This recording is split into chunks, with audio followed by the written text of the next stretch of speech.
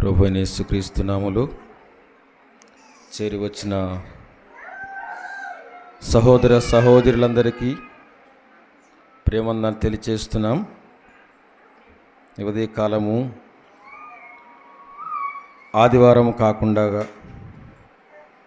వాక్య ధ్యాన కూడికకు కాకుండా విజ్ఞాపన కూడికకు కాకుండా సంవత్సరానికి ఒక్కసారి జనవరి 1 కాకుండా అన్నిటికంటే బాగా జరుపుకోవాలి, నేను ఇవాళ చాలా బాగుండాలి అని అనుకుని వచ్చే దినము డిసెంబర్ 25వ తారీఖు.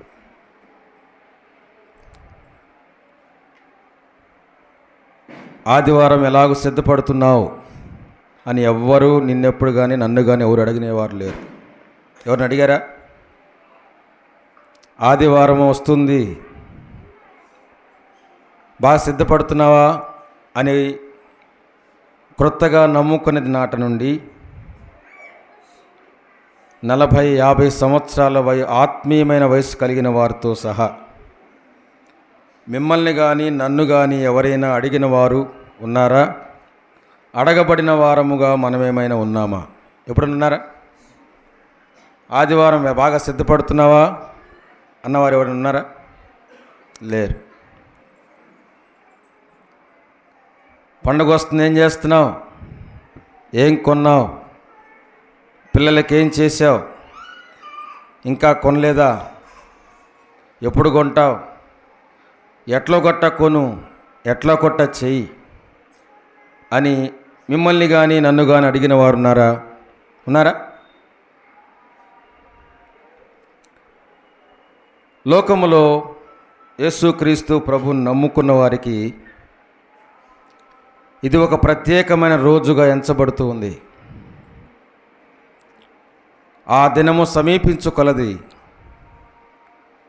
మనలను హెచ్చరించేవారు, పరామర్శించేవారు, పలకరించేవారు, ఎలా జరుగుతున్న ఏర్పాట్లని సంభాషించేవారు ప్రతి సంవత్సరము మనలతో మాట్లాడేవారు ఉన్నారు కదండి. ఈ డిసెంబర్ 25 నుండి వారం 10 రోజులు 2 వారాల ముందు వరకు ఎవరింటికి పోయినా ఎవరితో మాట్లాడినా ఏదో ఒక విధంగా ఈ దినమును గూర్చి మాట్లాడతారు కదండి. మీరు ఎలాగో సిద్ధపడుతున్నారు, మీరు ఎలాగున్నారు, ఏమేం చేశారు, ఏమేం చేయబోతున్నారు, ఏమేం చేయాలనుకుంటున్నారు, దేనికోసం? డిసెంబరు 25వ తారీఖు కోసం. చాలా చాలా ప్రాముఖ్యమైన రోజు. అప్పు సొప్పైన చేసి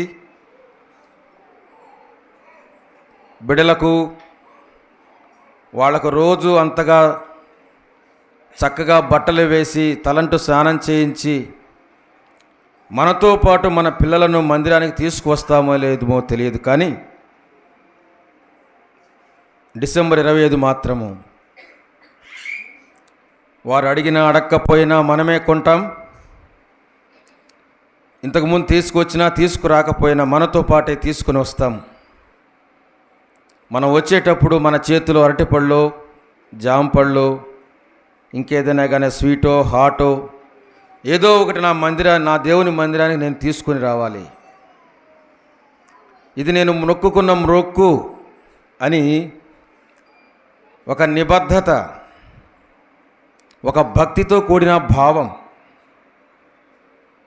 దేవుని ఎడల ఒక ప్రత్యేకమైన అనుబంధము ఆ దినము నాకు దేవునికి ఉన్నట్లుగా నా కుటుంబం అంతయు నా దేవుని సన్నిధిలో కనబడాలి అనే భావన ఈ దినము ప్రత్యేకంగా కనబడుతూ ఉంటుంది. రెండవదిగా గమనిస్తే, ఎంత దూరములో ఉన్న కన్నబిడ్డలు, కూతురు కానీ, అల్లుడు కానీ, కొడుకు కానీ, కోడలు కానీ, కుమారులు కుమార్తెలు కానీ, ఎంత దూరములో ఉన్నా ప్రయాణం చేసి ముందు రోజు అదే రోజు వచ్చి నేను నా తల్లిదండ్రులతో గడపాలి, నా కుటుంబంతో నేను ఉండాలి అని భావించి ముందుగానే టికెట్లు రిజర్వ్ చేసుకొని అష్టకష్టాలు పడి ఇంటి వారితో కలుసుకొని సంతోషించి ఒక్క దినమైన సెలవు దొరకకపోతే ఒక్క దినమైన గడిపి వెళ్ళాలి అనే ఒక గట్టి భావనతో మనం వస్తూ ఉంటాం, అలాగ జరుపుకుంటూ ఉంటాం. ఇది కూడా చాలా ప్రాముఖ్యమైనది. కుటుంబముతో సహవాసము. రెండవది, కుటుంబముగా దేవుని సన్నిధిలో గడపడానికి చేసే సహవాసం. కానీ డిసెంబర్ 25ను గూర్చి బైబిల్ గ్రంథములో ఎక్కడా వ్రాయబడలేదండి. మళ్ళా చెప్తున్నాను, డిసెంబర్ 25ను గూర్చి బైబిల్ గ్రంథములో ఎక్కడా వ్రాయబడలేదు. ఎవరు నేర్పారు? ఇలాగు ఉండాలని ఎవరు చెప్పారు? ఇలాగో చేయాలని ఎవరు చూపించారు? ఎవరు ప్రోత్సహిస్తున్నారు? ఎవరు పురుకొల్పుతున్నారు? అలాగైతే ఇవాళ ఎందుకు వచ్చాము అని ప్రశ్న వేసుకోవాల్సిన అవసరం లేదు. ఈ ఒక్క దినమే రావాల్సిన అవసరం లేదు. ఏ దినం రావాలి? దేవుని సన్నిధికి ఏ దినం రావాలి? సమూయేలు 2వ గ్రంథం 7వ అధ్యాయం 29వ వచనం మనం చూస్తాం. బైబిల్ తెరవాల్సిన అవసరం లేదు. నీ దాసుడనైన నా కుటుంబము నిత్యము నీ సన్నిధిలో కనబడినట్లుగా నిలుచున్నట్లుగా నా కుటుంబమును ఆశీర్వదించుము. మనందరి ఇంట్లలో ఉందా వాక్యం? నీ దాసుడనైన నా కుటుంబము నిత్యము నీ సన్నిధిలో నిలుచున్నట్లుగా దానిని ఆశీర్వదించుము. ఎప్పుడు? ఏ దినం? డిసెంబర్ 25 రాసిందా? ఎక్కడుంది? ఏ దినము రాసింది? నిత్యము అంటే ప్రతి దినము దేవుని సన్నిధిలో గడపాలి. నా కుటుంబము ప్రతి దినము దేవుని సన్నిధిలో గడపాలి. దేవుని పేరు చెప్పుకొని కుటుంబాన్ని కలుసుకుంటున్నాం. దేవుని పేరు చెప్పుకొని భౌతికమైన మందిరానికి వస్తున్నాం. దేవుని పేరు చెప్పుకొని కొత్త బట్టలు ధరించాం. దేవుని పేరు చెప్పుకొని పిండి వంటలు వండుకున్నాం. దేవుని పేరు చెప్పుకొని తీరిక లేనంతగా వంట వార్పు చేస్తూ వచ్చాం. దేవుని పేరు చెప్పుకొని ప్రార్థన అయిపోగానే త్వరగా వెళ్ళి సిద్ధపరిచినంత సంతోషంగా కుటుంబంతో బంధువులతో గడిపి బాగా తినాలని ఆశపడుతూ ఉన్నాం. బాగా ఉండటానికి ఎవరు వద్దనలేదు. ఎవరి పేరు చెప్పుకున్నాం? చెప్పాలి. ఎవరి పేరు చెప్పుకున్నాం? దేవుని పేరు. ఆయన ఉద్దేశం ఏంటి? ఆయన ఏం జరుపుకోమన్నాడు? ఆ దేవుని పేరు చెప్పుకొని మనమేం జరుపుకుంటున్నాము? అర్థమయ్యే భాషలో చెప్పడానికి నేను ఇలాగ చెప్పడానికి ప్రయత్నం చేస్తాను. మన ఇళ్ళల్లో వృద్ధులైన వారికో ఎవరికో బాగోలేకపోతే ఇక రేపో ఎల్లుండో అన్నారు అనగానే హుటాహుటిన ఎక్కడున్నా బయలుదేరి వస్తాం. చూడటానికి వస్తాం. చూసిన తర్వాత 10 మందిని కలుస్తాం. ఇక ఏం చేస్తాం చెప్పండి? పరామర్శించి వెళ్ళిపోతామా? 10 మందిని కలిసాం కాబట్టి పిండి వంటలు వండుకొని తిందామని చెప్తామా? చెప్పండి. ఏం చేస్తాం? వచ్చిన సందర్భం ఏంటి? దానిని బట్టి మన ప్రవర్తన, మన విధి విధానాలు ఉంటాయి. 10 మంది కలుసుకున్నాం కాబట్టి అది సంబరమే, సంతోషమే. సందడి చేద్దాం అనుకోవడం కాదు. అది సమయం ఏంటి, సందర్భం ఏంటి, దాన్ని బట్టి పిండి వంటలు వండాలా, కొత్త బట్టలు ధరించి సంతోషపడటానికి ప్రయత్నం చేయాలా? ఆ సమయాన్ని బట్టి, సందర్భాన్ని బట్టి మనము నడుచుకుంటూ ఉంటాం. ఇంటిలో శుభకార్యమైతే సంతోషంగా అనుకున్న చేస్తూ ఉంటాం. అది ఇంటిలో అందరూ బాధతో ఉంటే, అందరూ దుఃఖముతో ఉంటే ఎలాగుంటాం? ఆ భావన తెలియకపోతే దానికి అర్థమే లేదండి. దేవుని వాక్యం చదువుకుందాం. యోబు గ్రంథము 14వ అధ్యాయము. యోబు గ్రంథము 14వ అధ్యాయం మొదటి వచనము నుండి 5వ వచనాల వరకు మనం చదువుకుందాం. యోబు గ్రంథము 14వ అధ్యాయము మొదటి వచనం నుండి నేను చదువుతాను, గమనించండి. స్త్రీ కనిన నరుడు కొద్ది దినముల వాడై మిక్కిలి బాధనొందును. పువ్వు వికసించినట్లు వాడు పెరిగి వాడిపోవును. నీడ కనబడకపోవునట్లు వాడు నిలువక పారిపోవును. అట్టివాని మీద నీవు కనుదృష్టి ఉంచి ఉన్నావు. తీర్పు నొందుటకై నన్ను నీ ఎదుటికి రప్పించి ఉన్నావు. ఈ మాట అందరము కలిసి చదువుదామండి. 4వ వచనం. పాప సహితునిలో నుండి పాపరహితుడు పుట్టగలిగిన ఎంత మేలు, అలాగున ఎవడును పుట్టనేరడు. నరుల ఆయుష్కాలము పరిమితి కలది, వారి నెలల సంఖ్య నీకు తెలిసేయున్నది. మించజాలని పరిమాణము నీవు వారికి నియమించి ఉన్నావు. కూలి వారి వలె తమకు నియమింపబడిన పనిని వారు ముగించు వరకు వారు విశ్రమము నొందునట్లు వారి వైపు చూడకయుండుము అంటూ చాలా చాలా వచనాలు అక్కడ రాయబడ్డాయండి. ఈ మాటలు మనం గమనిస్తూ ఉంటే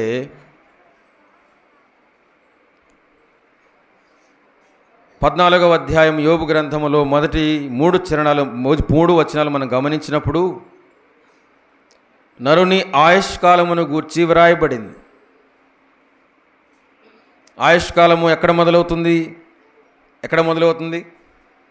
పుట్టుకతో మొదలవుతుంది. ఎక్కడ ముగించబడుతుంది? మరణముతో ముగించబడుతుంది. ఇది ఆయుష్కాలం యొక్క పరిమాణం. ఈ పరిమాణం యొక్క పొడుగు ఎంత అంటే, గర్భములోనే మనిషి చనిపోవచ్చు, పుట్టగానే చనిపోవచ్చు, కొన్ని దినముల వాడి చనిపోవచ్చు, కొన్ని నెలల వాడే చనిపోవచ్చు, కొన్ని సంవత్సరముల వాడే చనిపోవచ్చు. బలమున్నడేల అధిక బలమున్నడేల 8 సంవత్సరములైన బ్రతికి చనిపోవచ్చు. ఈ వయపరిమాణమును గురించి ఆలోచన చేస్తూ పుట్టినవాడు ఎందుకు చస్తున్నాడు, పుట్టినవానికి మరణం ఎందుకు కలుగుతూ ఉంది, పుట్టుకలో ఉన్న సంతోషం మరణములో ఎందుకు దుఃఖముగా మారిపోతూ ముగించబడుతూ ఉంది, సంతోషముతో ప్రారంభించబడిన మానవుని జీవితము దుఃఖముతో ఎందుకు ముగించబడుతూ ఉంది. పుట్టినప్పుడు అందరూ సంతోషిస్తూ ఉంటే చనిపోయినప్పుడు ఎందుకు ఏడుస్తూ పాతి పెట్టడమో కాల్చడమో చేస్తూ ఉన్నారు. ఈ మానవుని జీవిత గమ్యము ఏంటి? మానవుని జీవిత విధానములో జరుగుతున్న పరిణామ క్రమము ఏమిటి? ఆపగలిగిన వారు ఎవరు? ఆపలేకపోవడానికి కారణం ఏంటి? దీనికి కారణం ఏమై ఉన్నది? ఆలోచన చేశాడు భక్తుడు. ఒక మాట చెప్పాడు. ఏం చెప్పాడు? మానవులనందరినీ ఒక మాటతో సంబోధన చేశాడండి. ఎవరినైనా మనం చెప్తే ఉన్నోళ్ళు లేనోళ్ళు కదా, బాగా ఉన్నవాళ్ళు బాగా లేనివాళ్ళు, అందములోనైనా ఆర్థికంగానైనా ఆత్మీయంగానైనా, పొడుగోళ్ళు పొట్టోళ్ళు, లావోళ్ళు సన్నటోళ్ళు, ఇలాగూ చెప్పుకుంటూ ఉంటాం. వ్యత్యాసం 2 వ్యత్యాసాలన్నా చేస్తాం. కానీ దేవుడు బైబిల్ గ్రంథంలో ఒక మాటతో దేవుడు వ్రాయించి పెట్టాడు. ఏంటంటే మనుషులందరినీ ఒకే ఒక మాటతో సంబోధన చేశాడు. ఆ సంబోధనలో ఉన్న ఆ పదములో మానవులందరూ కలిసి వచ్చారండి. ఎక్కడ? దేని విషయంలో? పాపము విషయములో అందరూ పాప సహితులే. ఒకే ఒక్క మాట. ఇక్కడ డబ్బున్నోళ్ళతో లేదు, డబ్బు లేని వాళ్ళతో లేదు, అందరూ దీంట్లోనే ఉన్నారు. భక్తుని యొక్క ఆక్రోధన, ఇది దేవుని యొక్క ఆక్రందన. ఈ ప్రశ్న ఇప్పుడు పుట్టినదే కాదు, నేడు మనము కొత్తగా వింటున్నది కాదు. యోబు గ్రంథం 14వ అధ్యాయంలో రాయబడినట్టుగా అప్పుడే ప్రారంభమైంది కాదు. ఆదాము అవ్వలు పాపములో పడిపోయిన నాటి నుండి ప్రశ్నకు సమాధానము దొరకలేదు. ఏ ప్రశ్నకు? పాప సహితునిలో పాపసహితుడు పాపరహితుడుగా మారడమెట్లు? పాపముతో నిన్న మానవుడు పాపము లేని మానవుడుగా చేయబట్టమెట్లు? ఆ పాపం వల్లనే మరణం వచ్చింది. రోమిలకు రాసిన పత్రిక 3:23 మనం చదువుకుంటాం. పాపము అందరినీ మరణానికి నడిపిస్తూ ఉంది. ఏ భేదము లేదు, అందరూ పాపము చేసి దేవుని మహిమను పొందలేకపోవచ్చున్నారు. ఈ వాక్యం తెలియదా? పుట్టుకను గురించి మాట్లాడినప్పుడల్లా మరణమును గురించి కూడా మాట్లాడుకోవాలి. ఇది మానవుడు వద్దన్నా చేసుకోవాల్సిందే. ఎంతో ఆలోచన చేశాడు. ఏమిటిది మనిషి జీవితం? సంతోషించేది ఎప్పుడు? సంతోషం కొంత సమయం సంతోషిద్దాం అనుకుంటూ ఉండగానే మరణం ఎప్పుడు వస్తుందో తెలియదనగానే భయపడిపోతున్నాడు మానవుడు. ఉన్న పళంగా మరణము రాగానే భయపడిపోతున్నాడు. ఏమిటి ఆయుష్కాలం ఎంత? చూశాడు. పువ్వు వికసించినట్లుగా వాడు పెరిగి వాడిపోతాడు. నీడ కనబడక పువ్వునట్లుగా వాడు నిలువక వెళ్ళిపోతాడు, పారిపోతాడు. నరుల ఆయుష్కాలము పరిమితి కలది. నువ్వు ఎంత లాగినా అంతగా పోవడానికి మా నరుల ఆయుష్కాలమే లేదు. మానవుని జీవితం ఎందుకు ఇలాగో తయారు కాబడింది? పుట్టుకలో ఉన్న సంతోషము కడదాకా సంతోషముతో ముగించలేకపోతున్న మానవుని జీవితం విషయంలో దేవుని ఆక్రందనే, దేవుని యొక్క ఘోషే, దేవుని యొక్క బాధే మానవుని నోట దేవుడు పలికించాడు. యోబు గ్రంథంలో రాయించాడు. ఈ మధ్యాహ్న కాలం నీకు నాకు వినిపించడానికి దేవుడు సహాయం చేస్తున్నాడు. ఈ మాట నీకు నాకు ఈ మధ్యాహ్న కాల సమయంలో గుర్తుండిపోవాలి. యోబు గ్రంథం 14వ అధ్యాయం 4వ వచనం మళ్ళా చెప్పుకుందాం. యోబు గ్రంథం 14వ అధ్యాయము 4వ వచనం ఏముంది? పాప సహితునిలో నుండి పాపరహితుడు పుట్టగలిగిన ఎంత మేలు. ఏది మేలు? ఈ మేలు కోసం నేను ఎప్పుడైనా ఆలోచన చేశామా? ఈ మేలు కోసం నేను ఎప్పుడైనా అనుకున్నామా, విన్నామా? కనీసం మానవ విషయంలో మేలుకరమైనది ఏదో దేవుడు జ్ఞాపకం చేస్తున్నాడు. పాపరహితుడుగా ఉండటమే మేలు. ఇది దేవుని యొక్క ఆలోచన. పుట్టినప్పుడున్న సంతోషం మరణములో కూడా సంతోషముతో దాటిపోగలిగిన జీవితం ఉంటే అదే మేలు. యెహోవా భక్తుల మరణము దేవుని దృష్టికి విలువగలిగినది అని రాయించాడు దేవుడు. ఎందుకు? పుట్టుకలోనే కాదు, మరణముల గుండా దాటి వెళ్ళినా కానీ వారు నిత్య సంతోషానికి వారు కొనిపోబడతారు. అలాగైతే పాప సహితునిలో నుండి పాపరహితుడు పుట్టగలిగిన ఎంత మేలు. ఈ మేలు మానవాళికి దేవుడు ఇవ్వడానికి ఇష్టపడ్డాడు. సర్వసాధారణంగా లోకంలో మనం ఉండగా దేవుని ద్వారా మేలు పొందడానికి ఎవరినైనా పిలిచి పట్టుమని 10 నిమిషాలు మాట్లాడితే వారు దేవుడు నాకెంతో మేలు చేశాడు. ఏ మేలు చేశాడు? దేవుడు నా కుటుంబంలో ఎంతో మేలు చేశాడు. నేను ఇట్లా చెప్పడానికి నా వల్లే కాదు. ఏమి చెప్పలేకపోతున్నావు? చెప్పలేనంత మేలు నీకు నాకు దేవుడు ఏం చేశాడు? నన్ను పెంచాడు, మంచిది. పోషించాడు, మంచిది. సంరక్షించాడు, మంచిది. ప్రయోజకునిగా చేశాడు, మంచిది. పెళ్లి చేశాడు, మంచిది. భార్యనిచ్చాడు, మంచిది. సంతానమిచ్చాడు, మంచిది. కుటుంబాన్ని ఇచ్చాడు, ఇంటినిచ్చాడు, జీవనోపాధినిచ్చాడు. బిడ్డలకు వారికి పెళ్లిళ్ళు చేసి పంపగలిగేంతగా సహాయం చేశాడు. అనారోగ్య పాలైతే స్వస్థపరిచాడు, మంచిది. అపాయం నుండి తప్పించాడు, మంచిది. కానీ దేవుడు దీన్ని ఏది చెప్పుకోగలిగినంత మేలుగా జ్ఞాపకం చేయడం లేదు. ఏమంటున్నాడు? పాప సహితునిలో నుండి పాపరహితుడు పుట్టగలిగిన ఎంత మేలు అంటూ ఏమన్నాడు? తర్వాత వచనంలో అలాగున ఎవడునూ పుట్టనేరడు. ఈ వచనంలో భావం ఏంటి? ఈ వచనంలో భావం ఏంటి? మానవుని విషయంలో ఇది అసాధ్యం. పాపము లేకుండా పుట్టడం అసాధ్యం. అలాగని దేవుడుగా వస్తే కూడా వీలు కాదు. ఎందుకు? దేవుడుగా వస్తే ఆ కార్యం జరిగించలేడు. ఆ శిక్షను పొందలేడు. ఆ శిక్ష తన మీద ప్రభావం చూపదు. అందుకని ఆయన మరణం పొందడానికి శరీరాకారములో వచ్చాడు. ఫిలిప్పీయులకు రాసిన పత్రిక 2వ అధ్యాయంలో ఆరాధనలో అనునిత్యము జ్ఞాపకం చేయబడుతూ ఉంటాం. ఆయన మనుషుల స్వభావము ధరించుకొని కదా, మాంసయుక్తమైన దేహమందు మనుష్యుడిగా కనబడి అబ్రహాము సంతానము స్వభావము ధరించుకొని ఏం చేశాడు? రిక్తుడిగా, ఏమి లేనివాడుగా. ఎప్పుడు జ్ఞాపకం చేసుకుంటాం. ఇందుకు ఎట్లా వచ్చాడు? మనందరం ఇప్పుడు మందిరానికి ఎలా వచ్చాము? సాధ్యమైనంత వరకు కొత్త బట్టలే ధరించుకొని వచ్చాం. మరి సాక్షాత్తు దేవుడు ఏ బట్టలు ధరించుకొని వచ్చాడు ఈ లోకానికి? ఇలాగొచ్చాడు చెప్పండి. ఎలాగొచ్చాడు? పొత్తి గుడ్డలతో చుట్టబడి. ఎక్కడ పరుండి పెట్టబడ్డాడు? పశువుల పాకలో, పశువుల తొట్టిలో. బెడ్డు, పశువుల తొట్టి. ఏ హాస్పిటల్ చెప్పండి? మంచి హాస్పిటల్ ఏంటి? పశువుల పాకే. అక్కడ మంచి కంఫర్ట్ లెవెల్స్ ఎలాగున్నాయి? దుర్గంధం, సుగంధం లేదు. దుర్గంధముతో కూడిన పరిస్థితుల్లో, స్థలములో. ఆ దయనీయమైన స్థితిలో మన బిడ్డలనే మనం చూడలేం. మనలను సృష్టించిన దేవుని చూడగలిగితే మానవుడి హృదయం ఎలాగుండాలి? దేవుడు జ్ఞాపకం చేశాడు.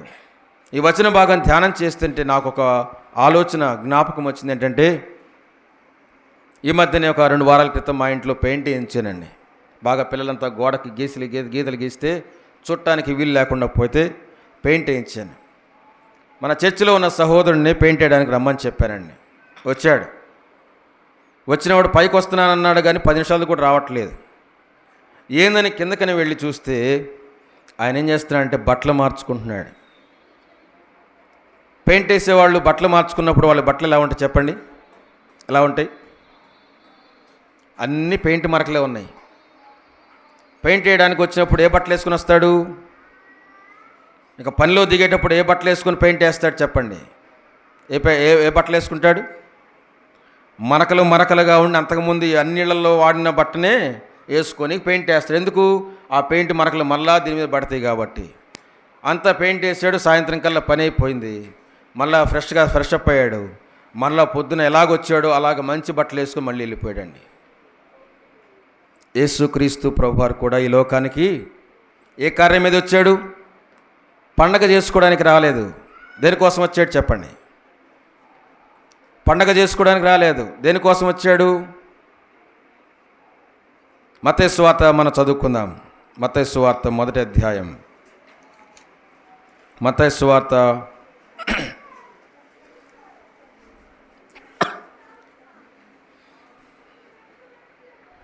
1వ అధ్యాయము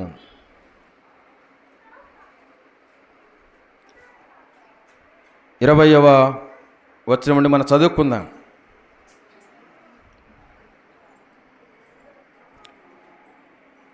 అతడు ఈ సంగతులను గూర్చి ఆలోచించుకొనుచుండగా, ఇదిగో ప్రభువు దూత స్వప్నమందు అతనికి ప్రత్యక్షమై, దావీదు కుమారుడైన యోసేపు, నీ భార్య అయిన మరియను చేర్చుకున్నట్టుకు భయపడకము. ఆమె గర్భము ధరించినది పరిశుద్ధాత్మ వలన కలిగినది. ఆమె యొక్క కుమారుని కనును. తన ప్రజలను వారి పాపముల నుండి ఆయనే రక్షించును గనుక ఆయనకు యేసు అని పేరు పెట్టుదువు అనెను. లూకా సువార్తలో మరి ఇంకా విశదంగా మనకు బయలుపరచబడిన సత్యం ఏంటంటే, లూకా సువార్త 1వ అధ్యాయము 35వ వచనం ఏంటి? దూత ఏమంటూ ఉన్నారు? పరిశుద్ధాత్మ నీ మీదకి వచ్చును, సర్వోన్నతుని శక్తి నిన్ను కమ్ముకొనును గనుక. ఈ మాట అందరం చదువుతామండి. ఏముంది అక్కడ? పుట్టబోవు శిశువు ఎలా ఉంటాడు? ఎలా పుడతాడు? పరిశుద్ధుడై పుడతాడు. సమాధానం దొరికిందా లేదా? యోబు గ్రంథం 14:4 ఏముంది? పాప సహితునిలో నుండి పాపరహితుడు పుట్టగలిగిన ఎంత మేలు. అయినను ఎవడును అలాగున్న పుట్టనేరడు. యేసుక్రీస్తు ప్రభువారు పుట్టుకకు ముందు వరకు ఈ ప్రశ్న అలాగే మిగిలిపోయింది. దానికి సమాధానము దీనికి లేదు అని చెప్పడం ప్రారంభమైంది. ఎవడు పుట్టలేడు. మనిషిలో పాపం పోదు. ఇది ఇంతే, ఇదిలాగా ఉండాల్సిందే. మానవుని ఆయుష్కాలం ఇంతవరకే పరిమితి కలిగింది. ఆ పరిమాణం కొద్దిదే. పుట్టుక ఎంతో, మరణం కూడా అంతే. పుట్టుకలో సంతోషం, మరణంలో దుఃఖం. మానవుని జీవితం సంతోషంతో ప్రారంభమవుతుంది, దుఃఖంతో ముగించబడుతూ ఉంది. ఇది ఇప్పుడుది కాదు, తరతరాలుగా యుగ యుగాలుగా వస్తూనే ఉంది. ఎవరు ఆపలేకపోతున్నారు. ఇదే నిరాశ, నిస్పృహ, వైరాగ్యముతో మానవుని జీవితం ఉంటే. మత్తయి సువార్త 1వ అధ్యాయమును, లూకా సువార్త 1వ అధ్యాయం 35వ వచనంలో మనం గమనిస్తున్నప్పుడు, ఆయన పరిశుద్ధుడై పుడతాడు. పాప సహితునిలో పాపరహితుడు పుట్టగలిగినవా? ఎంత మేలు! పుట్టగలిగాడా లేదా? అందుకోసరమై దేవుడుగా రాలేదు. వస్త్రాలు మార్చుకున్నాడు, స్వభావాన్ని మార్చుకున్నాడు, శరీరాన్ని ధరించుకున్నాడు. ఏ శరీరము, ఏ వస్త్రము? పాపము అంటుకుంటుంది, పాపమును మొయ్యాలి, పాప శిక్షను భరించాలి. అది మరణము గుండా నడిపిస్తుంది, మరణమును అనుభవించాలి. అందుకని మహిమగల దేహాన్ని విడిచిపెట్టాడు. తండ్రితో కూడా ఉండుట విడిచిపెట్టకూడని భాగ్యమని ఎంచుకొనక ఆ మహిమ దేహము నుండి విడిచిపెట్టి, మహిమ లోకమును విడిచిపెట్టి, మహోన్నతమైన స్థలమును విడిచిపెట్టి, సమస్తమును విడిచిపెట్టి, ఏమీ లేనివాడుగా, ఎకరం భూమి ఉంటే 100 ఎకరాల భూమి ఉంటేనే ఆసామంటాం.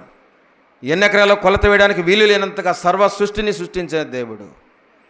ఏమీ లేనివాడుగా నాకేమీ లేదన్నాడు. ఏమీ ఎవడికి చెందనివాడుగా ఉన్నాడు. నువ్వు నాకు వద్దు పో అన్నట్టుగా వచ్చాడు. నిన్ను నేను చూడలేను, నీ ముఖం నాకు చూపించద్దు అన్నట్టుగా, ఎవరు చూడలేనంతగా యెషయా గ్రంథం 53వ అధ్యాయం మనం చదువుతాం. అలాగూ ఆయన సిలువలో నీ కొరక నా కొరక మరణించడానికి లోకానికి వచ్చాడు. దేనికి వచ్చాడు? ఉద్దేశం ఏంటి? పాప సహితుడైన మానవుడు పాపరహితుడిగా మార్చబట్టానికి వచ్చాడు. పండగ చేసుకున్నా చేసుకోకపోయినా నిన్ను ఎవ్వరు అడగరు. లోకములో లోకస్తులు మాత్రం అడుగుతారు. ఏ దేవుని పేరునైతే నేను పండగ చేసుకుంటున్నామో ఆ దేవుడు నిన్ను అడిగేదేంటి? పిల్లలకు పెట్టావా? పిల్లలకు కొనిచ్చావా? పిల్లలు సంతోషంగా తిన్నారా? కడుపు నిండిందా? మరలా పెట్టావా? ఏమీ అడగడండి. నీవు రక్షించబడ్డావా, నీ పిల్లలు రక్షించబడ్డారని దేవుడు అడుగుతాడు. ఎవరి పేరు చెప్తున్నాం? ముందుగా ప్రారంభం ఉపోద్ఘాతంలో మనం జ్ఞాపకం చేసుకున్నాం. ఏంటి? మన ఇంట్లో ఒక వ్యక్తికి బాగలేకపోతే ఆ ఇంట్లో ఉన్న వ్యక్తిని దర్శించడానికి వచ్చాము. పండగ చేసుకుంటామా, ప్రార్థన చేస్తామా చెప్పండి? సంతోషపడతామా, బాధపడతామా చెప్పండి?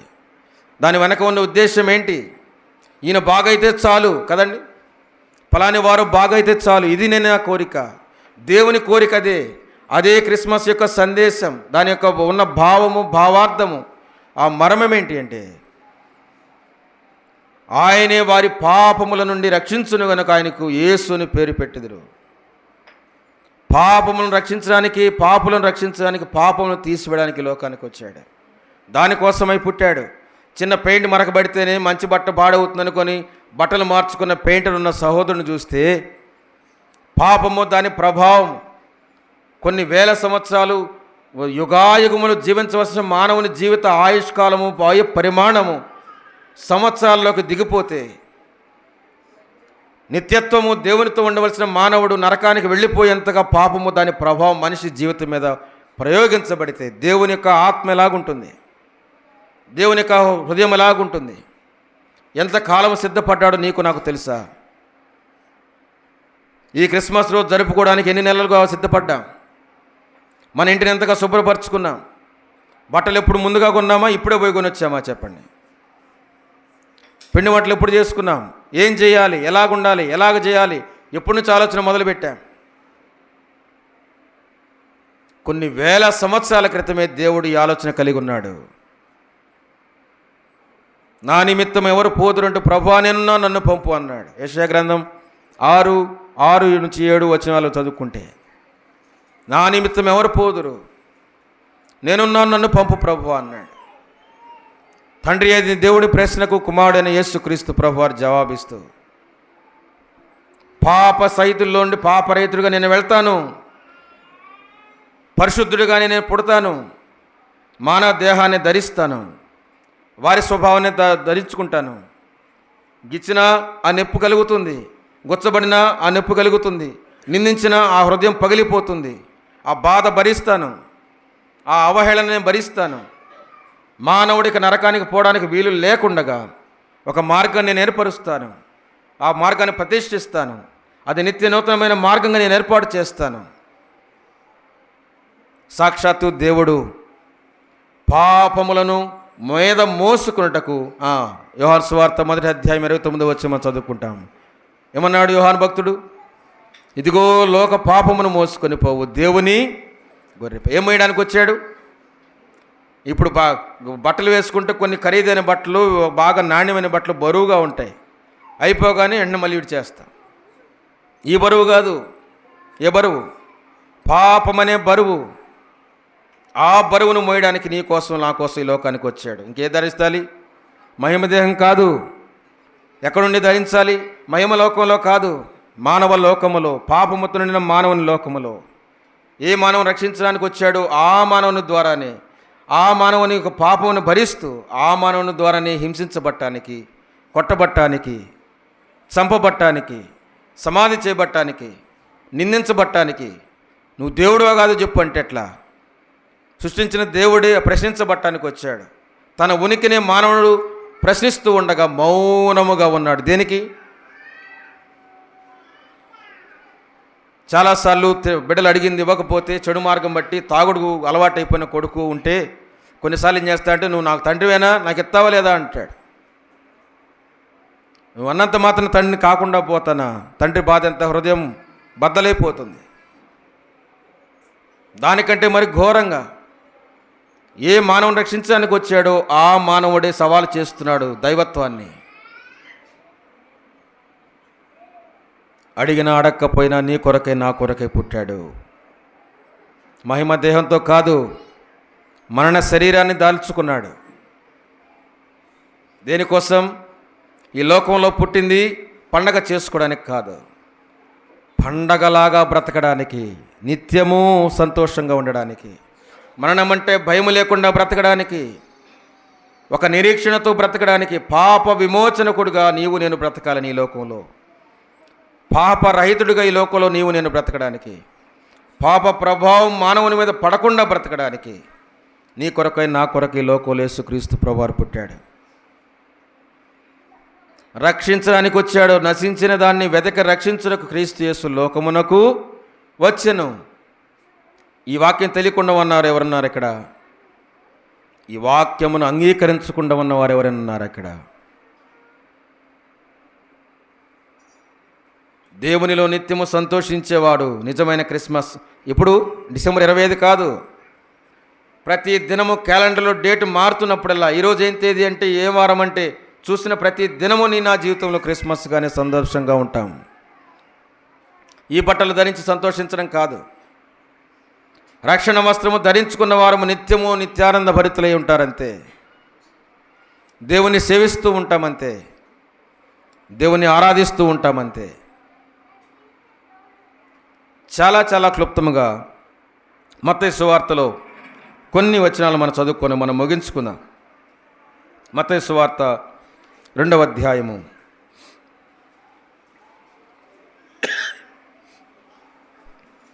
మొదటి 2 వచనములు, తర్వాత 9 నుండి మనం చదువుకుందాం.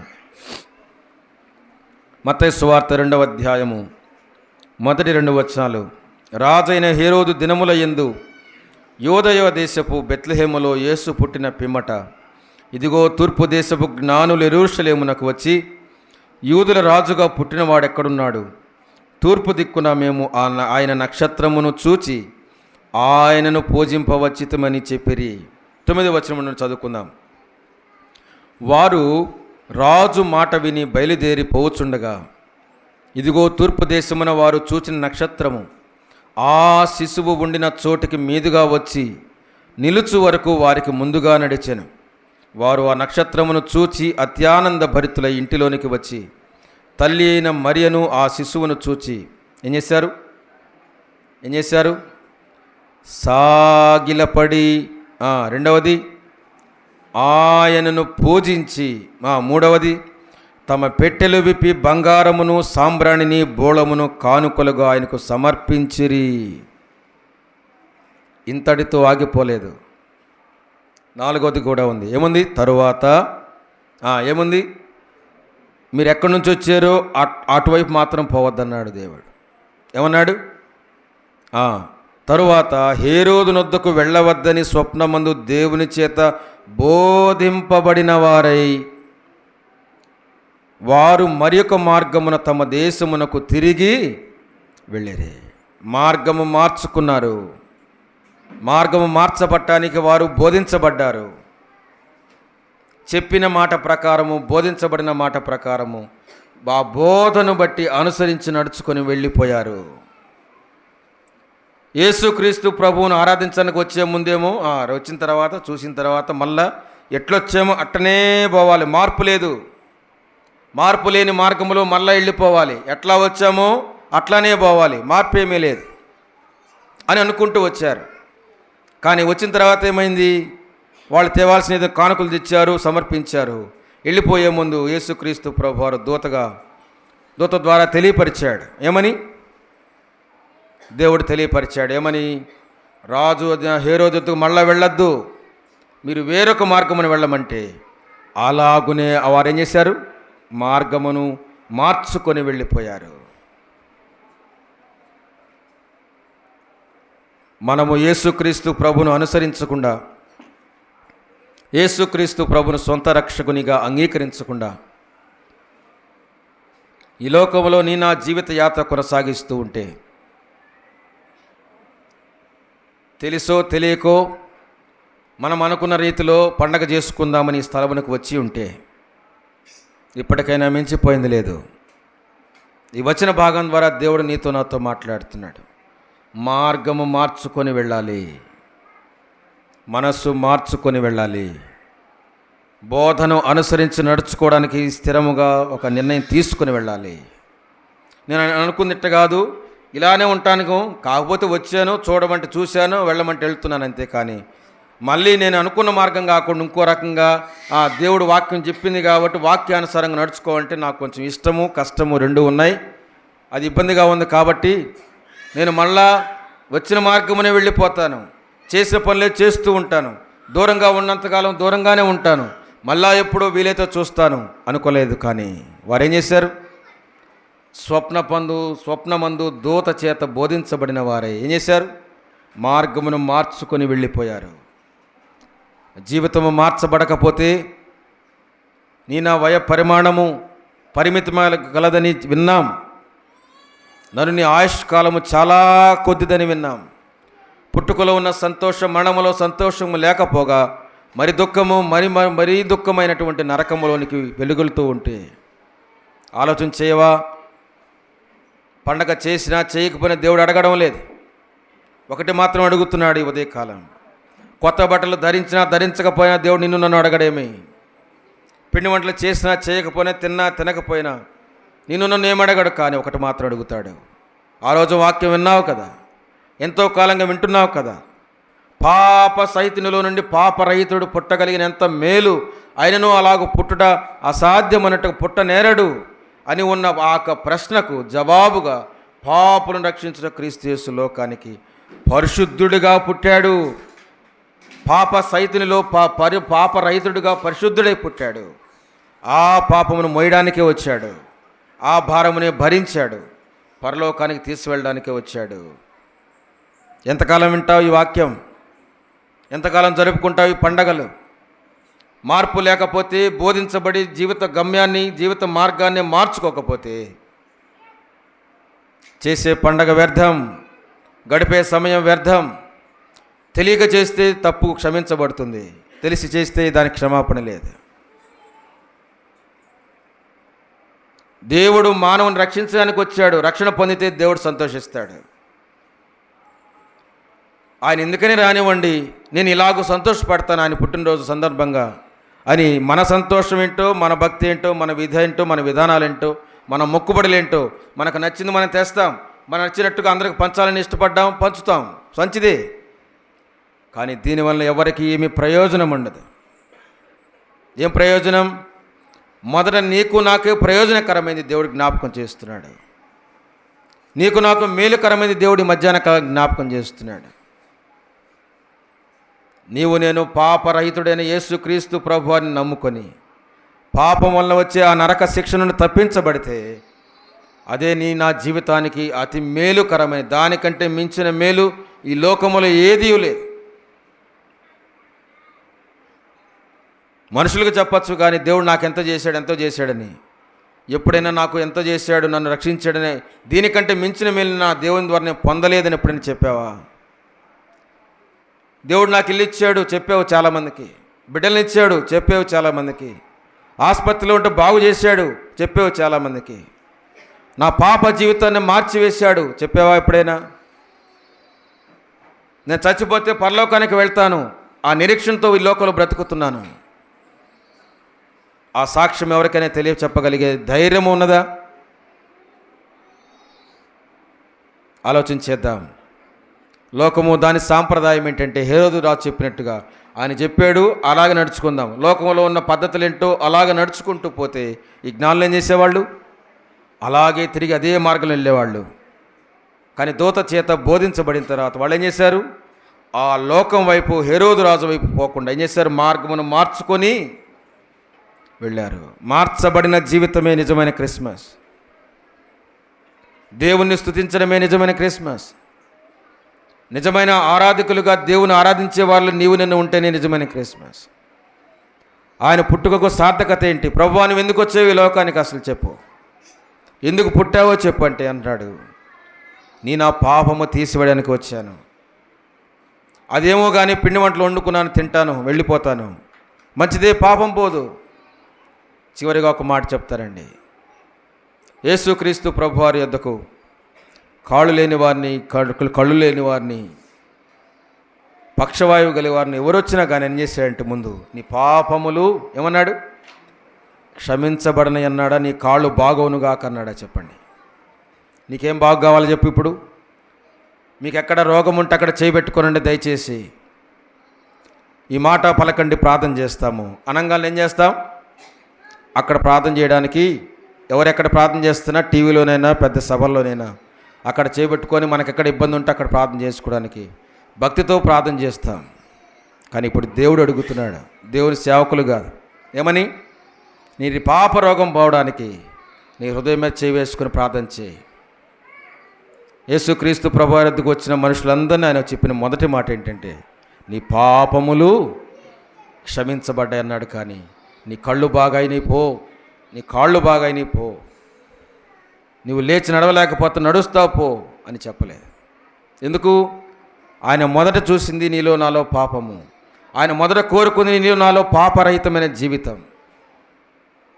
ఆ సంతోషాన్ని దేవుడు నీలో నాలో చూడాలనుకుంటున్నాడు. మనము నిర్ణయించుకున్న సంతోషం కాదు. కటౌట్లు కట్టినా, స్టార్లు పెట్టినా, లైటింగ్లు పెట్టినా, డబ్బులు అందరూ పంచుకొని కలిసి కట్టుకొని ఎంత పెద్దగా డాంబికంగా ఈ లోకంలో కనబడేట్టుగా చేసినా దేవుడు దాన్ని నిన్ను నన్ను అడగలేదు. దాని విషయంలో, నీ విషయంలో, నా విషయంలో దేవుడు సంతోషపడనే పడాడు. ఒక పాప జీవితం మార్చుకొని పరిశుద్ధినిగా జీవించడానికి ఇష్టపడితే ఆయనతో పాటు పరలోకంలో దూతలందరూ సంతోషపడతారు. దేవుని సంతోషపెడతావా? దేవుని పేరు చెప్పుకొని నువ్వు సంతోషపడతావా? ఆలోచించే. మళ్ళా జ్ఞాపకం చేస్తున్నాను, దేవుని సంతోషపెడతావా? దేవుని పేరు చెప్పుకొని మనం నచ్చినట్టుగా సంతోషపడటానికి ప్రయత్నం చేస్తావా? ఏది మేలు? ఏది మేలో నీకు తెలియజేయబడింది మనుష్యుడా. మీకా గ్రంథం 6వ అధ్యాయం 8వ వచనం మనం చదువుతున్నాం. ఏది మేలుకరమైంది, ఏది ప్రయోజనకరమైంది నీకు తెలియపరచబడి ఉంది. న్యాయముగా నడుచుకుంటయు, దీన మనస్సు కలిగి ప్రేమించుటయు, ఈ దేవుని ఎదుట ప్రవర్తించుటయు. ఇంతే కదా దేవుని అడుగుతుంది, ఇంకేమైనా అడుగుతున్నాడా? దేవుని అడుగుతుంది ఒకటి, దేవుని మందు మనం నడుచుకునేది ఇంకొకటిగా ఉంటే సంతోషమే లేదు. ఆలోచించేద్దాం, కళ్ళు మూసుకుందాం. ఇంకా ఎవరైనా ఈ గుంపులో యేసుక్రీస్తు ప్రభువాన్ని అంగీకరించిన వారుంటే సంతోషం. యేసుక్రీస్తు ప్రభువారంటే ఇష్టం. ఆ దేవునికి నేను ఏదో ఇవ్వాలనుకుని ఏదో ఒకటి తీసుకుని రావడం మంచిదే. కానీ నీ హృదయము దేవునికి ఇవ్వకపోతే ఈ లోకంలో దేవునికి ఏది ఇచ్చినా, దేవుని పేరు చెప్పుకొని ఏది తీసుకుని వచ్చినా దాన్ని బట్టి దేవుడు సంతోషించడు. దానివల్ల నా జీవితం ప్రయోజనం లేదు. కానీ ఒక చిన్న మాట ప్రార్థన చేస్తే నీకు నాకు మేలు. అందరూ కళ్ళు మూసుకుందాం, అందరూ కళ్ళు మూసుకుందాం. ఈ ప్రార్థన చేస్తే మంచిదండి. ప్రభువా, నేను పాపి, నన్ను క్షమించయ్యా. ఇంతకాలం భక్తిలో ఉన్నాను, ఏదో నాకు తెలిసినంతగా నేను భక్తిని కనపరుస్తూ ఉన్నాను. నా దేవుడు ఎంతో చేశాడు అనుకుంటున్నాను. పాపం విషయంలో పరిశుద్ధునిగా మార్చడానికి నా కొరకు మరణించి తిరిగి లేచాడు. నేను ఎన్నిసార్లు విన్నా నేను అంగీకరించలేకపోయాను. ప్రభువా, నేను పాపని నీ సన్నిధిలో ఒప్పుకోలేకపోయాను, క్షమించయ్యా. ఈ మధ్యాహ్న కాల సమయంలో నీ సన్నిధిలో నేను పాపరహితునిగా జీవించాలని, పాప సహితంలో నుండి పాపరహితమైన జీవితంలో మార్చబడాలని, నరక శిక్ష నుండి పరలోక రాజ్య వారసులుగా చేయబడాలని నేను ఇష్టపడుతున్నాను. ఆయన నాకు సహాయం ఇచ్చేమని చిన్న ప్రార్థన చేస్తే, నువ్వెక్కడ నిల్చున్నావో, ఎక్కడ కూర్చున్నావో, నీ మనస్సులోని ఎవ్వరికి తెలియకపోయినా మనసులో నీవు నేను ఒప్పుకుంటే, నేడే రక్షణ దినము, ఇదే మిక్కిలి అనుకూలమైన సమయం అని, ఈ క్షణాన్ని నిన్ను పాప సహితునిగా నుండి పాపరహితునిగా దేవుడు చేస్తాడు. పాప జీవితం మార్చివేస్తాడు. పరలోకంలో నీకు స్థానం ఇస్తాడు. పరిశుద్ధినిగా తనతో పాటు ఉండటానికి ఇష్టపడతాడు. అలాగూ నీ జీవితం మార్చుకొని వెళ్తావో, మార్పు లేని జీవితంతో మరలా వెళ్ళిపోతావో ఆలోచన చేసుకొని, ప్రభువా, నేను పాపి, నన్ను క్షమించు, మిమ్మల్ని నేను రక్షకునిగా అంగీకరిస్తున్నాను, చిన్న ప్రార్థన చేయండి. తర్వాత ఇంటికెళ్ళి మీకు సొంతగా ప్రార్థన చేసుకునండి. తర్వాత పెద్దలకు తెలియచేయండి.